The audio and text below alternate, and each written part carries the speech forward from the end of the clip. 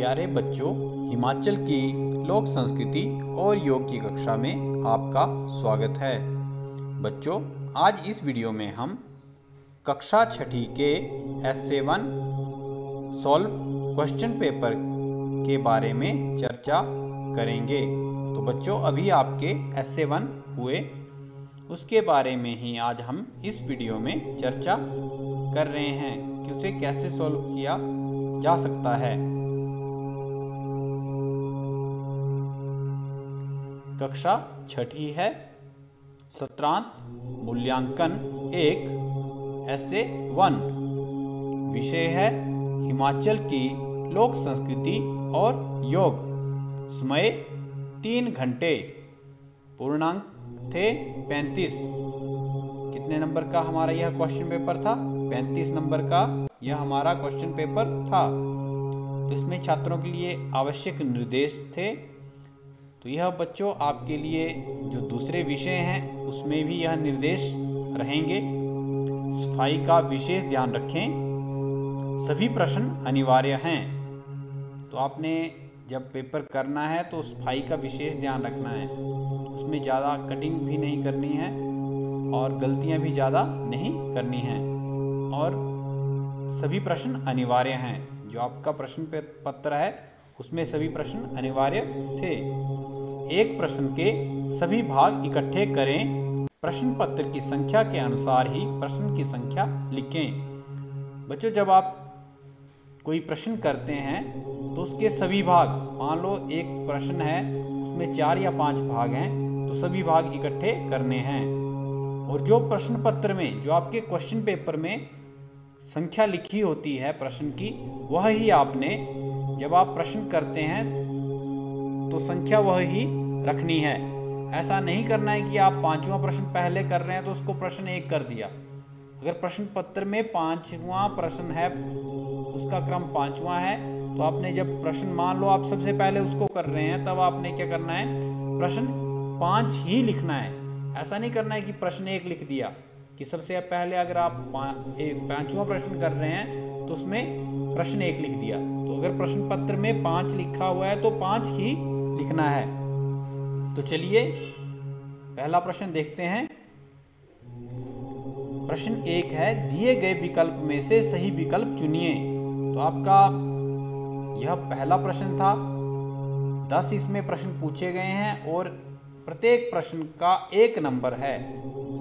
तो पहला है क, मनाली का नाम किसके नाम पर पड़ा? यहाँ पर हमारे पास 4 विकल्प हैं, वशिष्ठ, मनु, भीम, श्री राम।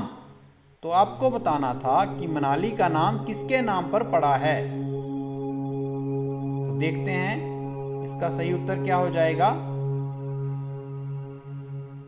बिल्कुल सही बच्चों, मनु। इसका सही उत्तर हो जाएगा मनु। तो मनु ऋषि थे, उनके नाम पर मनाली का नाम मनाली पड़ा है।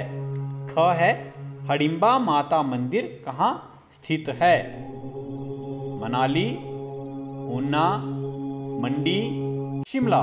तो यहाँ पर भी हमारे पास 4 विकल्प हैं, तो हमें यहाँ पर सही विकल्प चुनना है। तो इसका सही विकल्प हो जाएगा मनाली। इसका सही विकल्प क्या होगा? मनाली। ग है, हिमाचल प्रदेश में कितने जिले हैं? तो बच्चों, बहुत ही आसान प्रश्न है। हिमाचल प्रदेश में कितने जिले हैं यह आप सबको पता है। कितने जिले हैं? 10, 11, 12 या 13? तो आप बताएंगे। बिल्कुल सही जवाब। हिमाचल प्रदेश में 12 जिले हैं। घ है, हिमाचल प्रदेश का क्षेत्रफल कितने वर्ग किलोमीटर है? 50,000 वर्ग किलोमीटर, 3,980 वर्ग किलोमीटर, 10,000 वर्ग किलोमीटर, 55,673 वर्ग किलोमीटर।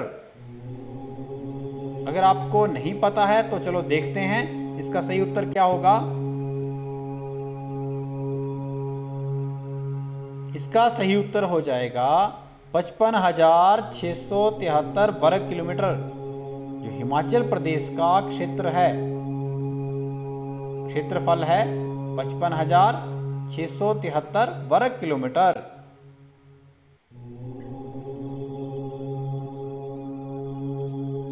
ग है, हिमाचल प्रदेश को पूर्ण राज्य का दर्जा कब मिला? पहला विकल्प है 31 जनवरी 1970, 25 जनवरी 1971 दूसरा विकल्प है, तीसरा विकल्प है 26 जनवरी 1948 को, और चौथा विकल्प है कोई नहीं। कि जो हमारे पास पहले 3 विकल्प हैं इनमें से कोई भी सही नहीं है। जो अंतिम हमारा विकल्प बोल रहा है कि इनमें से तीनों ही विकल्प गलत हैं। इसमें कौन सा हो जाएगा? हिमाचल को पूर्ण राज्य का दर्जा कब मिला था? 25 जनवरी 1971 को पूर्ण राज्य हिमाचल बना था। च है, कुंजू चंचलो किस जिला का प्रसिद्ध लोकगीत है? तो आपने यह गीत सुना होगा। चंबा, सिरमौर, सोलन, किन्नौर। आपने यह गीत सुना होगा तो आपको बताना है कि यह लोकगीत किस जिले का प्रसिद्ध लोकगीत है। इसका सही उत्तर हो जाएगा चंबा। 6 है, ओम का उच्चारण करते समय हम कौन सी गैस ग्रहण करते हैं? विकल्प 1 है नाइट्रोजन, 2 है कार्बन डाइऑक्साइड, 3 है ऑक्सीजन, 4 है मीथेन। जब हम ओम का उच्चारण करते हैं तब हम कौन सी गैस लेते हैं, यह बताना है आपको। जी बिल्कुल ठीक, इसका सही उत्तर हो जाएगा ऑक्सीजन। जब हम ओम का उच्चारण करते हैं तो हम ऑक्सीजन ग्रहण करते हैं।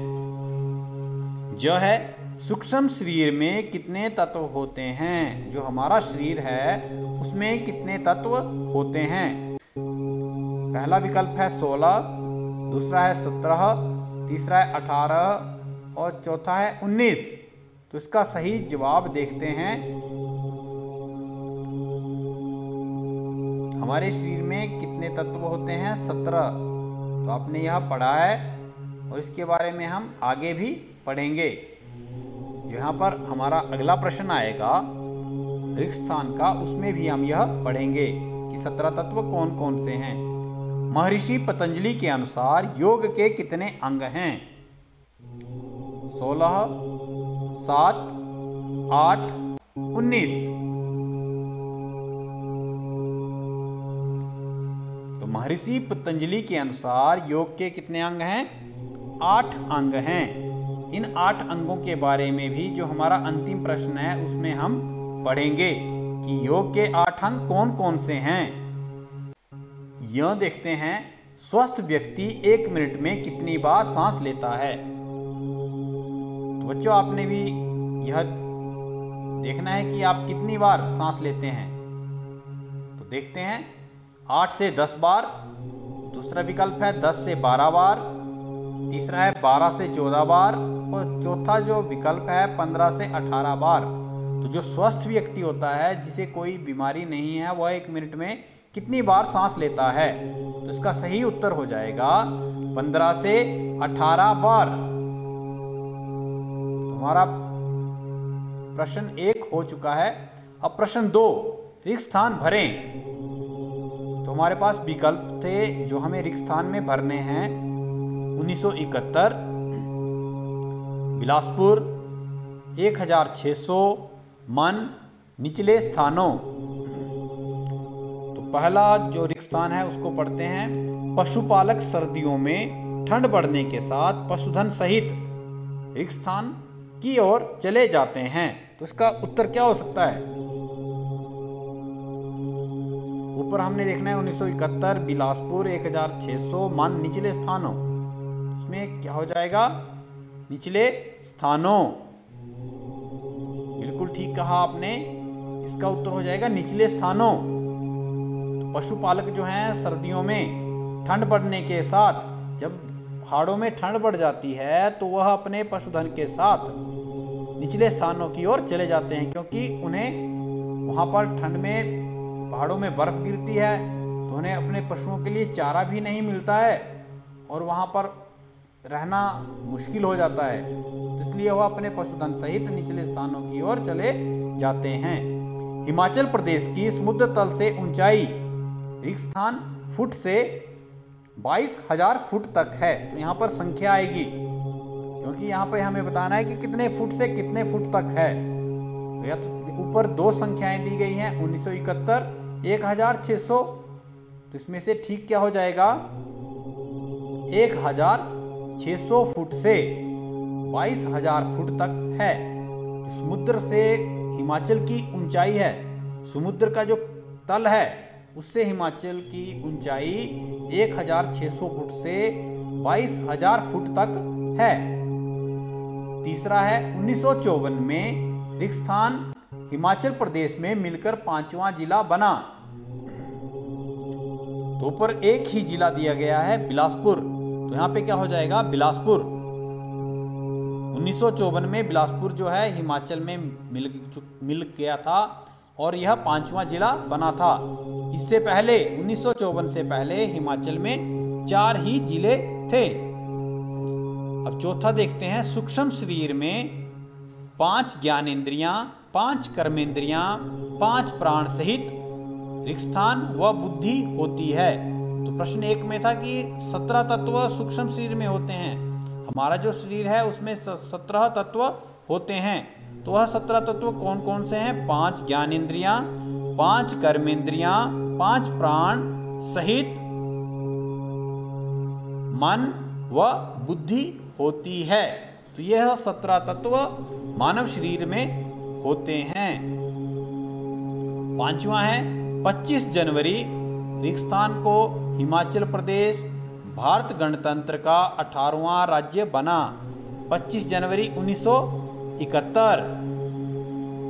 25 जनवरी 1971 को पूर्ण राज्य का दर्जा हिमाचल को मिला था और यह भारत का 18वां राज्य उस समय बना था। तो भारत जो है 18वां राज्य 25 जनवरी 1971 को बना था, भारत का 18वां राज्य, और इसे पूर्ण राज्य का दर्जा मिला था। हिमाचल को पूर्ण राज्य का दर्जा 25 जनवरी 1971 को मिला था। इसलिए हम 25 जनवरी हर वर्ष पूर्ण राज्यत्व दिवस के रूप में मनाते हैं।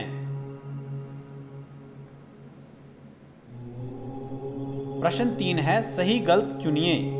अब इसमें देखना है कि सही है तो सही का चिन्ह लगाना है, अगर गलत है तो गलत का चिन्ह हमें लगाना है। 10 इसमें भी पूछे जाएंगे सही गलत और प्रत्येक का 1 अंक होगा। पहला है क, मवाना का अर्थ होता है शक्तिशाली व्यक्ति। तो बच्चों मवाना का क्या अर्थ होता है? शक्तिशाली व्यक्ति होता है?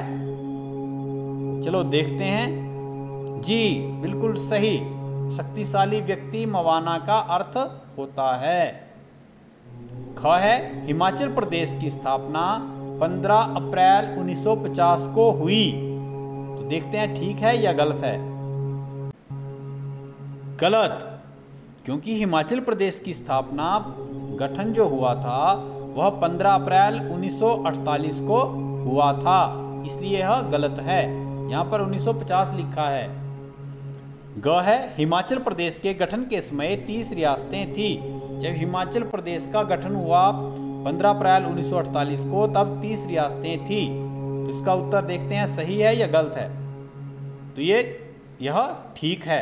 जब हिमाचल प्रदेश का गठन हुआ था तब 30 रियासतें हिमाचल में थी। 30 छोटे छोटे राज्य थे, उनको मिलाकर हिमाचल प्रदेश का गठन किया गया था। घ डंडारस हमीरपुर का प्रसिद्ध लोक नृत्य है। ठीक है या गलत है? यह गलत है। डंडारस जो है वह हमीरपुर का प्रसिद्ध लोक नृत्य नहीं है, इसलिए यह गलत है। ग है ओम के उच्चारण से हमें अनेक लाभ होते हैं। हम ओम का उच्चारण करते हैं उससे हमें अनेक लाभ होते हैं। ठीक है या गलत है? बिल्कुल ठीक, सही बोला आपने, यह ठीक है। ओम के उच्चारण से हमें अनेक लाभ होते हैं। गायत्री मंत्र में सूर्य को बुद्धि का प्रेरक माना गया है। जो गायत्री मंत्र हम बोलते हैं, हमने पढ़ा है, वह उसमें सूर्य को बुद्धि का प्रेरक माना गया है। इसका उत्तर सही, ठीक है। इससे पहले हमने पढ़ा सूक्ष्म शरीर में 17 तत्व होते हैं। तो यह हमने प्रश्न 2 में भी पढ़ा, तो ठीक है। 17 तत्व कौन कौन से होते हैं हमने यह पिछले प्रश्न में भी पढ़ा। योग का अंतिम अंग समाधि है, यह भी ठीक है। योग का जो अंतिम अंग है, 8 अंग होते हैं योग के, तो अंतिम अंग समाधि होता है। हमारे शरीर में 7 ज्ञान इंद्रियां हैं, तो यह गलत है, क्योंकि हमारे शरीर में कितनी ज्ञान इंद्रियां होती हैं? 5, और यहाँ पर 7 लिखा हुआ है, इसलिए यह गलत है। आंखों के रोग में कर्ण शक्ति विकासक क्रिया लाभकारी है, यह भी गलत है। क्यों है गलत? क्योंकि आंखों के रोग में कर्ण शक्ति विकासक, कर्ण शक्ति, कर्ण होता है कान, कान शक्ति विकासक क्रिया लाभकारी नहीं होगी। यहां पर नेत्र शक्ति विकासक क्रिया ही लाभकारी होगी। प्रश्न 4 और अंतिम प्रश्न है हमारा, प्रश्नों के संक्षिप्त उत्तर दें, कोई 5 करें। यहाँ पर 6 या 7 दिए होंगे, उनमें से हमें 5 करने हैं और प्रत्येक प्रश्न के 2 अंक हैं। तो देखते हैं इसमें खस शाखा के बारे में लिखें। यहाँ पर हमने थोड़ा ज़्यादा लिखा है ताकि आपको अच्छे से समझ आ जाए, लेकिन आपको इतना बड़ा नहीं लिखना है, थोड़ा कम लिखना है। उत्तर है, ऐसा माना जाता है कि आर्य प्राग ऐतिहासिक काल में नई जमीनों और पशुओं के लिए चारागाहों की खोज में मध्य एशिया छोड़कर चले तो 3 शाखाओं में बंट गए। जो आर्यों से पहले वाले लोग थे, वह जब एशिया छोड़कर चले तो वह 3 शाखाओं में बंट गए। पशुओं के लिए जब उन्होंने चारा ढूंढने के लिए वह जब चले तो वह 3 भागों में बंट गए। इनमें से एक शाखा दक्षिण पूर्व की ओर पामीर के पहाड़ को पार कर काश्मीर पहुंची और वहां से कश्मीर प्रवेश कर गई। यहां से धीरे धीरे मध्य हिमालय में आगे बढ़ी और यहां के आदिवासियों को अपने अधीन करते हुए हिमालय की तराई में पहुंची। यही शाखा खस के नाम से जानी जाती है। इन्हें लोग क्षत्रिय भी कहते हैं। संस्कृत से मिलती जुलती भाषा यह बोलते थे। तो खस शाखा के बारे में बच्चों आप जान चुके होंगे। ख है, हिमाचल प्रदेश की अस्थाई सरकार कब बनी? 26 जनवरी 1948 को Himachal Pradesh states regional council की सभा में अपनी सहमति से हिमाचल प्रदेश की प्रथम अस्थाई सरकार बनी। जो Himachal Pradesh states regional council की जब बैठक हुई तो वहाँ पर जो है हिमाचल प्रदेश की प्रथम अस्थाई सरकार बनी 26 जनवरी 1948 को। ग देखते हैं, बाल मेले में कौन कौन से व्यंजन बनाए गए थे? नाहन में बाल मेला हुआ था, आपका पाठ 3 है। तो कहा जा रहा है कि वहां पर कौन कौन से व्यंजन बने थे। तो उत्तर देखते हैं, बाल मेले में अलग अलग जिलों के अलग अलग व्यंजन बने हुए थे। जैसे लाहौल स्पीति के स्टॉल में सत्तू, मंडी के स्टॉल में सेपू बड़ी, कुल्लू के स्टॉल में सिड्डू, हमीरपुर के भटूरू, बिलासपुर की मक्की की रोटी, माह की दाल, चंबा की कढ़ी, लड्डू और राजमा बने थे। तो अपने अपने जिला के व्यंजन अलग अलग स्टॉल में बने हुए थे। अब घ देखते हैं, 5 ज्ञानेंद्रियों तथा 5 कर्मेंद्रियों के नाम लिखें। तो हमने देखा कि सूक्ष्म शरीर में 17 तत्व होते हैं, तो वहाँ पर 5 ज्ञानेंद्रियाँ भी हैं, 5 कर्मेंद्रियाँ भी हैं। तो अब देखते हैं 5 ज्ञानेंद्रियाँ कौन कौन सी हैं। आँख, कान, नाक, जिह्वा, त्वचा, यह 5 ज्ञानेंद्रियां हैं। इनसे हमें ज्ञान होता है, इसलिए यह 5 ज्ञानेंद्रियां हैं। 5 कर्मेंद्रियां, यह हमारे कार्यों को करती हैं, काम करती हैं, इसलिए यह कर्मेंद्रियां हैं। वाक, पाणी, पाद, उपस्थ, गुदा, यह 5 कर्मेंद्रियां हैं। ग देखते हैं, गुरु तथा बड़ों के चरण स्पर्श से हमें क्या लाभ मिलता है। तो उत्तर, गुरु तथा बड़ों के चरण स्पर्श से शरीर में देह विद्युत का संचार बढ़ता है। जो शरीर की विद्युत होती है, शरीर में शक्ति होती है, उसमें बढ़ोतरी होती है तथा ऊर्जा भी हमारे शरीर में प्रवाहित होती है। ज्ञान और ऊर्जा का स्रोत भी गुरु ही हैं। वह चरण स्पर्श करना हमारी संस्कृति का अभिन्न अंग है। जो हमारी भारतीय संस्कृति है उसमें चरण स्पर्श करना, बड़ों का चरण स्पर्श करना जरूरी माना गया है, ताकि हमारे अंदर संस्कार आए, ताकि हम अपने से बड़ों का आदर कर सकें, सम्मान कर सकें। इसलिए वहाँ पर चरण स्पर्श करना आवश्यक माना गया है। अतः चरण स्पर्श करने से मानव को लाभ ही लाभ प्राप्त होते हैं। तो बच्चों, हमें अपने बड़ों तथा गुरुओं के चरण स्पर्श करने चाहिए। च है, योग के 8 अंगों के नाम लिखें। तो योग के 8 अंग कौन कौन से होते हैं, उनके बारे में हम यहाँ पे पढ़ते हैं। महर्षि पतंजलि ने योग के 8 अंग बताए हैं। यम, नियम, आसन, प्राणायाम, प्रत्याहार। प्रत्याहार क्या होता है? इंद्रियों पर नियंत्रण करना। धारणा, ध्यान और समाधि। तो यह 8 अंग महर्षि पतंजलि ने योग शास्त्र में माने हैं।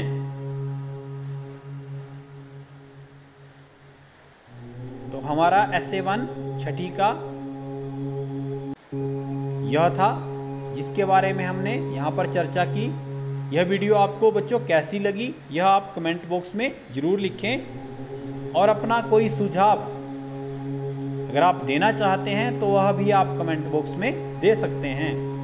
और अपने दोस्तों के साथ इस वीडियो को शेयर करें, ताकि वह भी जान सके कि उनका जो essay 1 हुआ है वह कैसा हुआ है, कितना ठीक हुआ है।